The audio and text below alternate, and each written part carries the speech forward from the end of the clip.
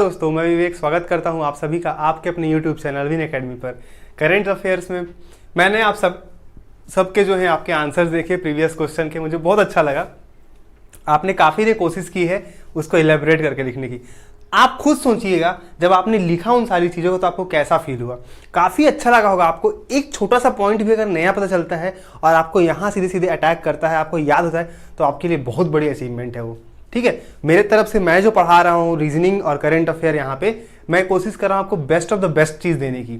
आइए आज का स्टार्ट करते हैं। तो आपके प्रीवियस वीडियो से कुछ मैं आपको और चीज़ें बताना चाहता हूँ। प्रीवियस वीडियो का जो क्वेश्चन था दोस्तों वो था आपका कि पहला राज्य जिसने पशुओं के लिए एम्बुलेंस नेटवर्क सिस्टम की स्थापना की, वो उसका आंसर 100% आंध्र प्रदेश सही है। आंध्र प्रदेश जो है अब तक भारत में सबसे अधिक राजधानियों वाला राज्य रहा है। सबसे पहले जब आंध्र प्रदेश भारत का, अच्छा एक क्वेश्चन और बनता है कि भारत में पहली बार भाषाई आधार पर गठित होने वाला राज्य कौन था, तो आपका वो आंध्र प्रदेश था। ठीक है, आंध्र प्रदेश, फिर आंध्र प्रदेश से ही अलग हुआ तेलंगाना। 2 जून 2014 को वी.एन. कृष्णा समिति की सिफारिश पर आंध्र प्रदेश को तेलंगाना से अलग कर दिया गया। 2 जून 2014 वी.एन. कृष्णा समिति। क्लियर हो गया। इसके बाद आंध्र प्रदेश और तेलंगाना जो थे इनके संयुक्त रूप से राजधानी हैदराबाद थी। अगले 10 वर्षों के लिए ऐसा निर्धारित किया गया था। वर्तमान में आंध्र प्रदेश की राजधानी क्या है, आपकी अमरावती। ठीक है, और यहीं पे आपका 25वां देश का उच्च न्यायालय जो हाई कोर्ट है वो अमरावती में आपका बन गया। इसमें अभी मुख्य न्यायाधीश मैंने आपसे कहा था लेकिन किसी ने मुख्य न्यायाधीश का नाम नहीं बताया है। आंध्र प्रदेश उच्च न्यायालय के मुख्य न्यायाधीश कौन है आपके, अरूप कुमार गोस्वामी। आपको नाम रट लेना है, अरूप कुमार गोस्वामी। तो ये कुछ खास बातें थी। आंध्र प्रदेश का जो आपने कुचिपुड़ी बताया वो भी बिल्कुल सही था। ठीक है, और डिफरेंट बातें जितने भी आंध्र प्रदेश के बारे में आपने लिखी हैं वो सारी की सारी चीजें एक्यूरेट बिल्कुल सही है। ठीक, अब आज पे हम अपने डिस्कशन पे आगे बढ़ते हैं। तो पहला जो हमारा टॉपिक है दोस्तों वो है बांग्लादेश की पहली ट्रांसजेंडर एंकर महिला बनी है। तो बांग्लादेश की पहली महिला ट्रांसजेंडर एंकर बनी है, इनका नाम है तशनुआ आनंद शिशिर।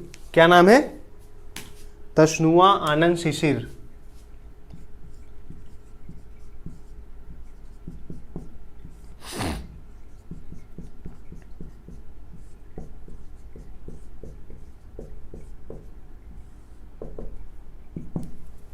बांग्लादेश की पहली महिला ट्रांसजेंडर एंकर बनी है तशनुआ आनंद शिशिर। अब बात आती है बांग्लादेश की, तो बांग्लादेश की राजधानी है दोस्तों ढाका।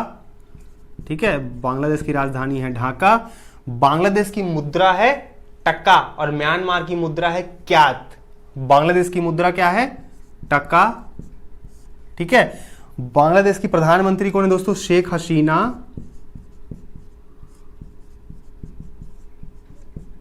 ठीक, बांग्लादेश के राष्ट्रपति हामिद मोहम्मद।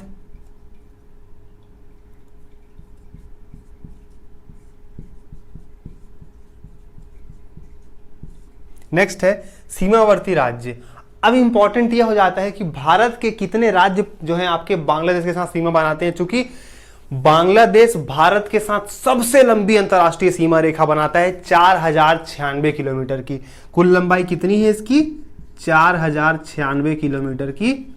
ये सबसे लंबी सीमा बनाता है और भारत और बांग्लादेश के बीच में ही 100वां संविधान संशोधन भी हुआ था, जिसमें भारत और बांग्लादेश के बीच में जमीन का हस्तांतरण किया गया था। ठीक, अच्छा, और सीमावर्ती राज्य कौन कौन से हैं, तो असम, मेघालय, मिजोरम, त्रिपुरा और पश्चिम बंगाल।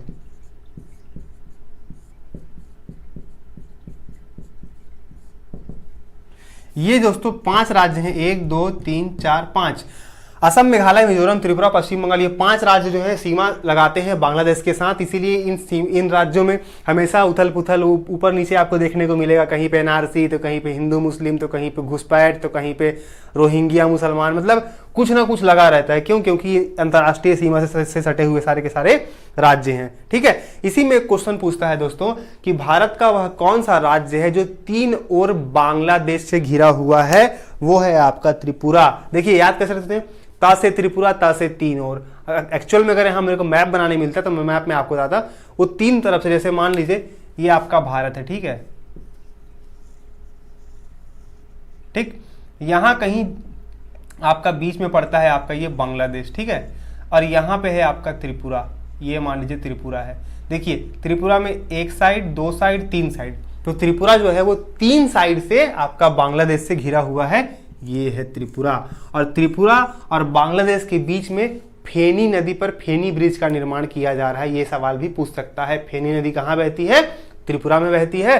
और फेनी ब्रिज का निर्माण कहाँ किया गया? तो त्रिपुरा और बांग्लादेश के बीच में, ठीक है। इसके बाद अगर अब मैं एकदम और करंट अफेयर की बात करूं तो बंगबंधु, बांग्लादेश के पहले जो राष्ट्रपति थे दोस्तों वो आपके थे कौन? शेख मुजीबुर रहमान।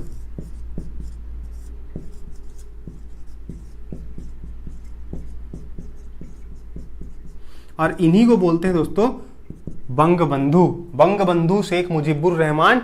यूनेस्को ने इन्हीं के नाम पर अवार्ड देने की घोषणा की है, प्रति 2 वर्ष में एक बार इन्हीं के नाम पर क्या देने की घोषणा की है? यूनेस्को द्वारा अवार्ड।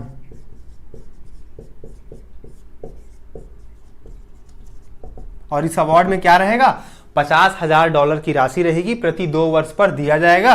अगला है दोस्तों, ये भी काफी इंपॉर्टेंट है, गांधी बंगबंधु संग्रहालय का उद्घाटन किया गया है। अभी जब हमारे माननीय प्रधानमंत्री मोदी जी बांग्लादेश की यात्रा पर गए थे तो वहां पे गांधी बंगबंधु संग्रहालय का उद्घाटन किया गया। कहां में? तो आपका ढाका में, ठीक है, ढाका में आपके गांधी बंगबंधु संग्रहालय का उद्घाटन किया गया। तो इतनी सारी बातें मैंने आपको सिर्फ बांग्लादेश से बताई हैं, और बांग्लादेश से सारे के सारे तथ्य एक और बच गए दोस्तों बांग्लादेश से, उसको भी क्लियर कर लेते हैं। बांग्लादेश की संसद है, जातीय संसद कहा जाता है बांग्लादेश की संसद को। संसद है दोस्तों यहाँ की जातीय संसद, ये भी आप ध्यान रखिएगा कि बांग्लादेश की संसद को जातीय संसद के नाम से जाना जाता है। अगला है दोस्तों, भारत की पहली तटरक्षक अकेडमी। तटरक्षक मतलब होता है कोस्ट गार्ड, तो कोस्ट गार्ड वाली एकेडमी भारत की कहां बनी है? तो बनी है दोस्तों मंगलुरु। मंगलुरु कहां है? तो आपका कर्नाटक में है। कहां है? मंगलुरु, ये है कर्नाटक में। और अगर आपसे पूछता है दोस्तों कि तटरक्षक एकेडमी के अभी जो आपके महानिदेशक हैं वो कौन है? के नटराजन है। तटरक्षक एकेडमी या भारतीय तटरक्षक बल, भारतीय तटरक्षक बल के कौन है अभी? के नटराजन, ठीक है, के नटराजन कौन है? तो भारतीय तटरक्षक बल के क्या है अभी? ये डायरेक्टर, ठीक है। अगला है राम मंदिर का वास्तुकार। अब देखिए राम मंदिर दोस्तों काफी चर्चा में रहा है, राम मंदिर से एक न एक प्रश्न कहीं ना कहीं जरूर पूछेगा, अब पूछता भी है। तो राम मंदिर के जो वास्तुकार है दोस्तों वो है रामचंद्र सोमपुरा,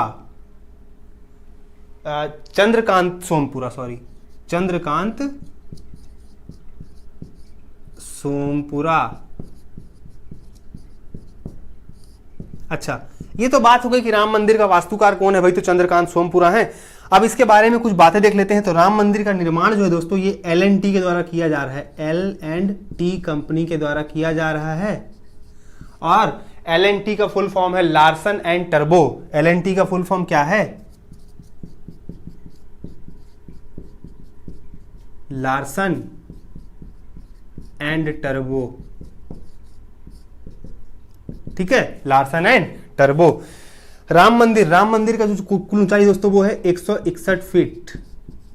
राम मंदिर की कुल ऊंचाई जो होगी वो होगी 161 फीट। इसकी शुरुआत ही दोस्तों 5 अगस्त 2020 को इसकी नींव रखी गई थी, प्रधानमंत्री मोदी जी भी गए थे।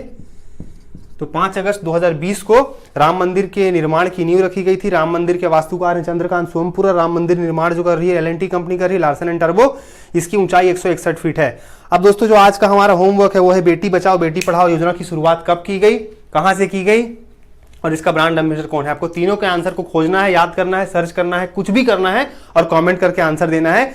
बेटी बचाओ बेटी पढ़ाओ योजना की शुरुआत कब की गई, कहां से की गई और इसका ब्रांड एम्बेसडर कौन है। मेरे को सारे तीनों के तीनों आंसर मुझे कमेंट में चाहिए। मैं आपके सबके कमेंट को ध्यान से पढ़ने वाला हूं, ठीक है। तो आई होप आपको वीडियो पसंद आई होगी। बहुत जल्द मिलेंगे अगले वीडियो में, तब तक अपने घर पे रहें, स्वस्थ रहें, सुरक्षित रखें, अपना ख्याल रखें। धन्यवाद।